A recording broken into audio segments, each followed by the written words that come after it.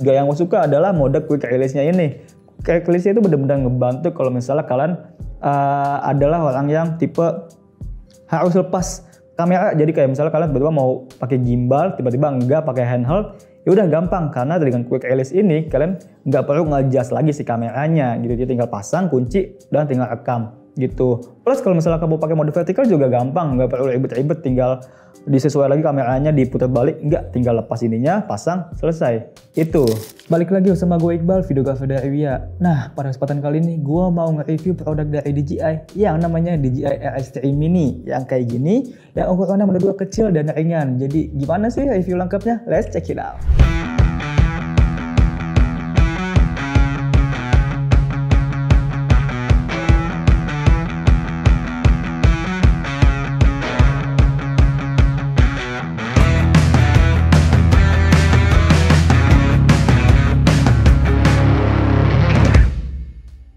Nah, yang pertama kita mau ngomongin soal desain dan material lah. Kalau misalnya kalian lihat di sini adalah DJI RS3 Mini dan belakang gua itu ada VU Escort. Jadi kalau misalnya kalian lihat sekilas sebenarnya nggak ada terlalu beda jauh banget dari segi bentuknya. Kecuali kalau soalnya kita ngomongin beratnya. Kalau ini beratnya sekitar 1006 gram, ya kurang lebih 1 kilo lah, 1 kilo. Gua agak lupa kalau itu beratnya berapa, mungkin nanti gue bakal cek. Cuma dari pengalaman gua, yang jelas RS3 Mini ini lebih ringan daripada punya kita yang VU Escort ini. Nah, terus kalau ngomongin soal desain yang lainnya, sebenarnya nggak ada terlalu beda jauh banget. Kalian bisa ngeliat sendiri ya kan, antara dua gimbal ini kalau dari jauh sebenarnya sekilas hampir sama aja desainnya, benar-benar totali sama, kecuali desainnya yang kalau si VU ini dia ada bagian buat belakangnya gitu, kayak ya kurang lebih kayak kalajengking gitu lah ya. Kalau ini nggak ada, dia benar-benar tok, ya udah satu lurus gitu doang. Nah, tapi kalau ngomongin soal pegangan itu sebenarnya dia ada tambahan lagi, nanti bakal gue bahas. Kita ngomong soal desainnya dulu. Soal desain sebenarnya sama, materialnya juga menurut gue nih nggak terlalu yang kokoh banget ya. Kalau kita ketuk gini bunyinya masih kedengaran plastik banget, kecuali ya bagian-bagian lainnya ini ya tuh masih plastik, nggak plastik banget sih ya. Nanti gue bakal tampilin on paper sebenarnya bahannya dia apa aja sih gitu. Cuma kalau pengalaman gue make ini dengan desain yang kecil ini dan build quality-nya menurut gue ya standar-standar aja, nggak yang wah banget ya kan. Tapi menurut gue kalau untuk dipegang itu secara gripnya masih nyaman-nyaman aja. Terus juga untuk gue bagaimana menggunakan selama gue memakai ini sebenarnya hampir sama dengan gue memakai gimbal-gimbal yang lainnya. Yang gue suka dari gimbal ini tuh dia benar-benar gampang dan menurut gue cepat buat masang kamera ke si gimbal ini, apalagi terutama dia udah ada yang namanya quick release ini nih.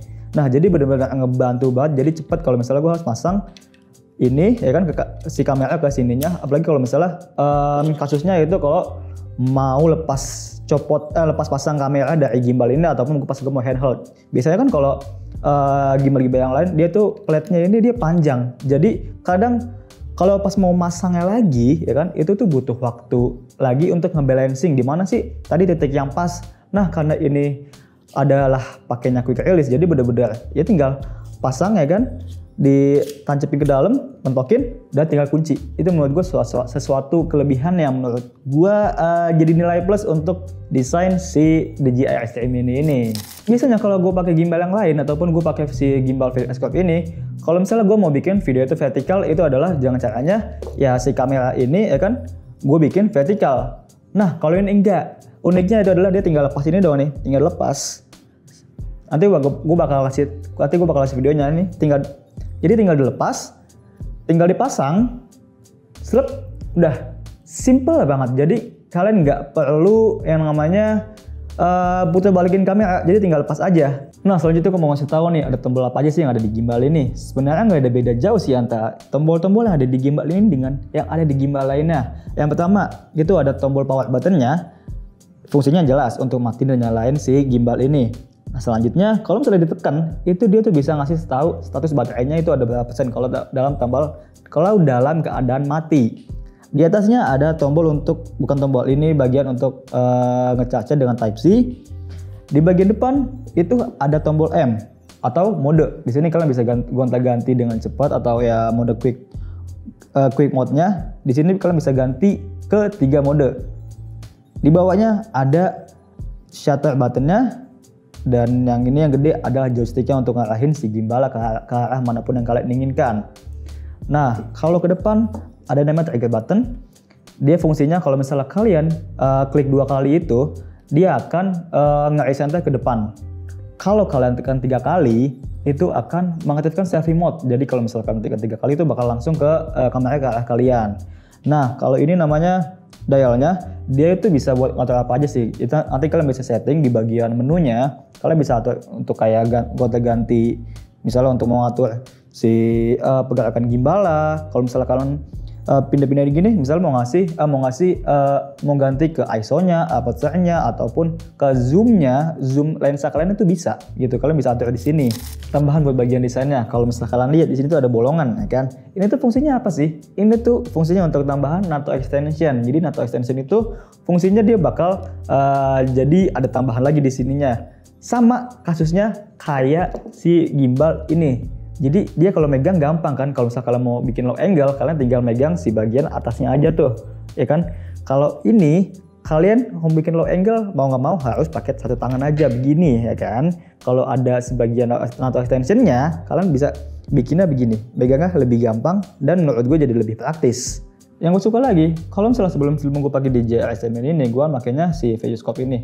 Jadi si joystick ini dia kan agak mendem, ya kan? Agak mendem, jadi agak nempel sama si bagian gimbal lah. Jadi kalau misalnya kadang kalau gue mau mindahin pakai joysticknya, kadang suka kena ke layarnya gitu. Jadi mau nggak mau gue harus ngaktifin mode lock screen-nya agar ya si screen-nya itu nggak kena sama tangan gue. Nah, untungnya kalau di Extreme ini dia joysticknya agak timbul, jadi bisa meminimalisir kalau misalnya gua pakai joysticknya dan kena si screen-nya ini. Meskipun sebenarnya bisa di lock screen sih layarnya, tapi dia harus kayak di swipe down, ya kan, menunya baru di lock screen. Sedangkan kalau si View-Scope itu dia ada mode shortcutnya, dia tinggal pencet sekali udah langsung ke lock screen, lebih gampang. Tapi di sini fungsinya ini gue lebih suka sama si joysticknya, lebih nonjol gitu sih.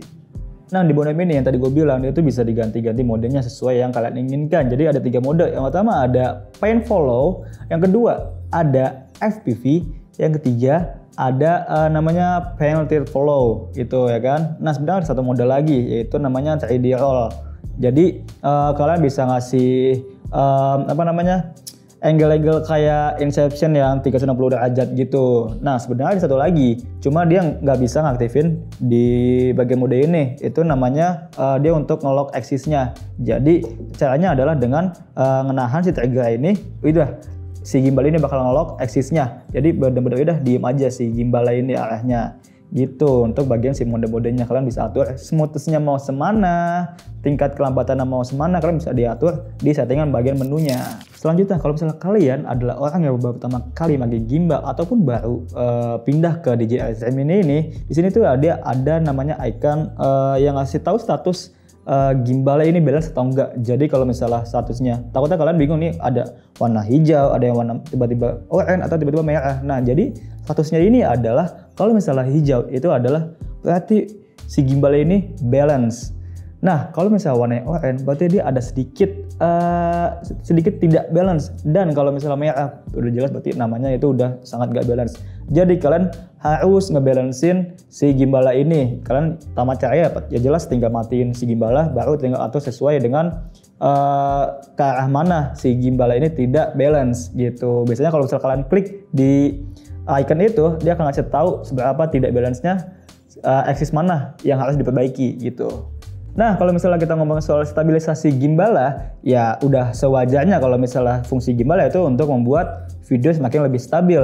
Tapi ingat, video kita stabil itu yang menentukan pasti adalah cara kita memakainya, cara kita menggunakannya, ya kan. Terutama kayak misalnya kalian menggunakan itu dengan kayak metode kaki yang seperti apa. Apakah kalian pergerakannya santai atau kalian membutuhkan kayak pas mode-mode kalian harus lari, mengejar momen, ya kan. Itu harus kalian pertimbangkan, karena gue kemarin nyoba juga buat kayak ya kalau misalnya kasusnya untuk di indoor ataupun untuk movement-movementnya kecil itu ya udah gampang, ya kan. Si gimbala pasti lebih halus. Cuma kemarin gue coba kayak lari lari pada umumnya ya kan itu bener-bener dibilang shaky sih enggak ya, cuma dia lebih bouncing aja. Jadi kayak ya udah si kamera ikutan lari gitu, cuma enggak shaky. Beda ya shaky sama si bouncing gitu.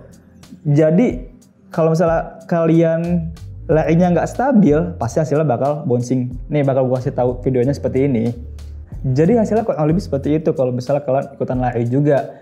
Ya kalau misalnya kalian memang mau ngejar momen kayak gitu, mau nggak mau kalian ya harus naik motor ya kan, ataupun ya kalian memang lari cuma dengan metode ninja walk gitu. Jadi ninja walk itu bisa dibilang sebuah metode di mana kalian membuat badan kalian lebih stabil, jadi sehingga membuat si gimbal ini juga lebih ikutan stabil, nggak bonceng-bonceng kayak video yang tadi gitu. Sebenarnya kalau untuk urusan stabilisasi gue nggak bisa ngomong banyak, gue bakal kasih tahu hasil aja seperti ini. Cuma dari pengalaman gue, karena gue biasa pakai itu dengan lensa 30mm fix ya kan, itu ya udah hasilnya biasa aja karena ukurannya masih kecil. Tapi gue pernah juga nge-shoot dengan lensa zoom 24-70mm, itu gue pakai di kurang lebih di sekitaran 50-70mm itu, wah itu kalian harus hati-hati sih karena gerak sedikit, nggak sedikit, cuma kalau misalnya kalian agak cukup banyak gerak, itu akan menciptakan ya si gimbalnya agak sedikit goyang sih. Jadi harus hati-hati kalau memang kalian mau menggunakan gimbal ini dengan lensa zoom gitu. Nah terus pengalaman gue kemarin selama gue pakai gimbal ini juga, terakhir gue pakai gimbal ini untuk keperluan mode vertikal. Nah kalau misalnya kalian lihat di sini tuh penguncinya menggunakan, gue nggak tahu nama penguncinya apa, cuma dia ada bentuk panjangnya ya. Kalau misalnya kalian kunci, dia bakal majang kayak begini, posisinya bakal seperti ini ya kan. Nah kemarin itu gue pakai untuk mode vertikal. Kebetulan gue pakai DJI Max juga yang mana dia harus pasang si transmitternya kan ada kabel lah ya kan. Nah ketika gue mau coba mode vertikal, ini gue sekalian kasih gambaran aja ya si visualnya. Jadi si kabel ini bakal nyangkut ke si penguncinya ini gitu. Jadi harus hati-hati sih kalau emang kalian pakai kabel-kabel yang disambungin ke kamera gitu. Cuma ya kan kasusnya ini kan nggak terlalu sering dipakai ya. Cuma kalau misalnya kalian emang lagi butuh mic ya kan yang disambungin dari kamera ke si transmitternya, itu harus hati-hati. Nah ngomong soal kabel lagi nih, yang gue suka dari gimbal ini adalah dia cuma perlu bluetooth buat konekin si gimbal ini ke kamera. Jadi kalau misalnya kalian mau nge-record, itu kalian nggak perlu konekin si gimbal ini ke kamera dengan konektor. Jadi langsung aja aktifkan mode bluetoothnya dan langsung bisa kalian pakai, ya tinggal record ataupun buat foto pun juga bisa. Cuma harus hati-hati, mungkin nggak semuanya compatible dengan si gimbal si DJI Airstream ini nih. Nah ini masih ngomongin soal stabilisasinya ketika gue pakai mode 3D roll. Yang gue suka adalah ini ketika gue nge-roll itu dia nggak goyang-goyang. Jadi semuanya tuh kenceng. Kalau misalnya gue soalnya pernah pakai juga di VU ini, dia ada kebetulan 3D roll juga. Mungkin karena ada bagian-bagian yang nggak kenceng ya, jadi itu ada kayak seketika kayak tiba-tiba goyang tek gitu loh, kayak patah-patah gitu. Meskipun nggak yang patah-patah banget, cuma kayak tiba-tiba sekali patah gitu ya kan. Sedangkan kalau di gimbal DJI ini dia tuh benar-benar halus, muternya halus. Jadi ya, tapi minusnya adalah kalau misalnya gue pakai di VU ini, dia tuh modenya udah ada otomatis. Jadi tinggal muter aja, tinggal pegang aja dan rekam. Si gimbal ini udah muter, tergantung mau arahnya kemana, ke arah jarum jam atau berlawan jarum jam. Sedangkan kalau di gimbal DJI ini dia tuh nggak ada mode autonya. Jadi kalau misalnya kalian pakai 3D roll, kalian harus manual muterin sesuai keinginan kalian. Mau seberapa cepat itu yang kalian tentukan dengan tangan kalian gitu. Tapi poin plusnya adalah yang gue suka adalah dia nggak goyang-goyang, halus. Nah terus kalau misalnya baterainya gimana nih, awet apa enggak? Sepengalaman gue, selama gue pakai gimbal ini tuh menurut gue ini tergolong awet sih ya. Terakhir gue ngecek itu dia ada di sekitar 13%. Itu udah low banget tuh. Gue pikir kalau low kan ya udah bakal tiba-tiba langsung nge-drain baterainya cepet ya kan. Ternyata enggak, kayak ya udah dia tetap pelan stabil ya kan. Jadi dari 13% ke 7-5% itu mungkin sekitaran 20-30 menit, dan itu gue agak cukup kaget sih gitu ya. Meskipun ini balik lagi tergantung kondisi pemakaian kalian lah. Jadi tergantung kayak si berat kamera dan lensanya. Jadi kalau misalnya makin berat ya semakin banyak power yang digunakan si gimbal ini, jadi bakal cepat habis. Cuma kebetulan karena kamera gue ringan, jadi menurut gue agak ngekonsumsi baterainya lebih sedikit sih gitu. Nah, terus kesimpulannya apa nih dari gimbal ini? Jadi menurut gua gimbal ini tuh bisa dipakai buat kalian yang pemula yang baru pertama kali menggunakan gimbal ataupun yang udah mencoba berbagai macam gimbal dan kira mau coba gimbal ini, menurut gua cocok-cocok aja. Dan apalagi dengan nilai plusnya yaitu dia pakai mode Bluetooth, jadi nggak perlu pakai konektor lagi kalau mau sambungin ke kamera, kalau misalnya kamu rekam ataupun foto, ya kan, itu menurut gua udah nilai plus banget, ya kan, nggak bikin ribet si gimbalnya, ya kan, dengan kabel yang kemana-mana gitu. Terus juga yang gue suka adalah mode quick release-nya ini. Quick release-nya itu benar-benar ngebantu kalau misalnya kalian adalah orang yang tipe harus lepas kamera. Jadi kayak misalnya kalian tiba-tiba mau pakai gimbal, tiba-tiba enggak pakai handheld, ya udah gampang karena dengan quick release ini kalian nggak perlu nge-adjust lagi si kameranya gitu. Jadi tinggal pasang kunci dan tinggal rekam gitu. Plus kalau misalnya kamu pakai mode vertikal juga gampang, nggak perlu ribet-ribet, tinggal disesuaikan lagi kameranya, diputar balik, nggak, tinggal lepas ininya, pasang, selesai. Itu. Poin selanjutnya yang gue suka dari si gimbal ini adalah yang jelas ini ringan banget ya dibandingkan dengan gimbal-gimbal yang sebelumnya pernah gue pakai kayak VAIO Scope, masih ringan ini. Apalagi kita juga ada DJI Ronin generasi pertama, wah itu beda banget kalau misalnya dibandingkan sama si kecil ini. Bener-bener si mini itu kayak gua menggunakan mode satu tangan pun itu bener-bener gak kerasa bawa gimbal, tetap kerasa sih, cuma kayak gak seberat itu. Apalagi pas gua pertama kali pakai si DJI Ronin generasi pertama, waduh itu berat banget, sumpah. Tapi ketika gua pakai ini kayak ya udah lebih santai, lebih gampang dibawa kemana-mana, ya kan. Tapi balik lagi tergantung kamera dan lensa apa yang kalian pakai. Jadi kurang lebih itu aja pada review dari gue. Jadi gimana? Udah kepikiran mau ganti ke DJI RSM ini? Nah, kalau misalnya kalian mau tanya-tanya seputar gimbal ini ataupun seputar brand lainnya, kalian bisa langsung aja komen di kolom komentar, ataupun kalau misalnya kalian mau tanya ke sosial media kita juga ada di Instagram di WeAreIndonesia Official, ataupun ke TikTok juga bisa. Nah, jadi itu aja video kali ini. Gue Iqbal, sekian, terima kasih.